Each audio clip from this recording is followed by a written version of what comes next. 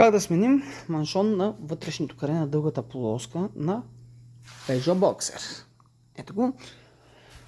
Вече сме показвали как се вади самата полоска, няма да си повтаряме. Така, самия маншон беше скъсан, ето отпред. Малкото парче беше и то някъде тук, ето го.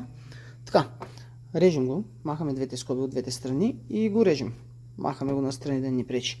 Така, трябва да свалим общо взето външното каре, за да можем да нанижим наново маншон тук. Това каре полека и успяхме да свалим скобите. Ето ги. Много леко разтворихме това зъбче с една плоска отверка, за да може да запазим скобите, иначе в противен случай трябва да смените двете скоби. Така, дръпваме самия маншон, нали, той си седи ето така.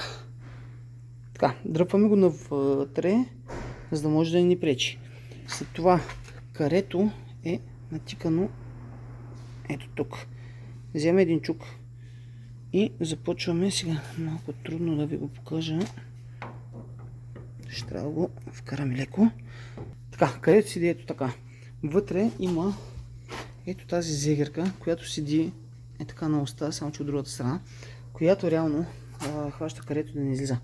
Взимаме два чука. Така. Единият го подпираме ето така и с другия почваме да чукаме. Полека, ако не иска, може да завъртите самата полоска и по този начин, нали, да ударите на друг ъгъл.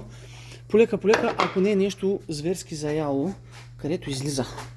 Така, излиза си, без проблем това излезе. Тук седи зегерката. Така, махаме ения, за да може да почистим всичко много хубаво. Сега тук излезе греста някаква много течна, ще я изчистим хубаво от маншона и от карето, ще я сменим.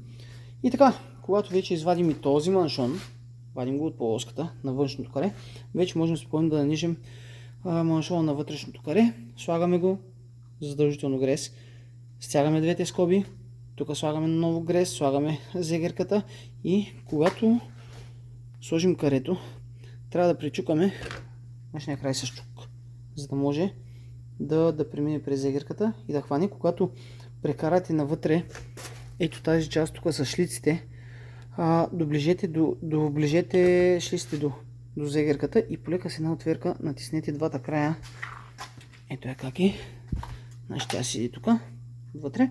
Значи просто с една отверка натиснете двата края на зегерката. В същото време притискайте карето навътре, за да може да заклини и да захване, за да не я захапите странично. И така, слагате външното каре, слагате скобите и сме готови.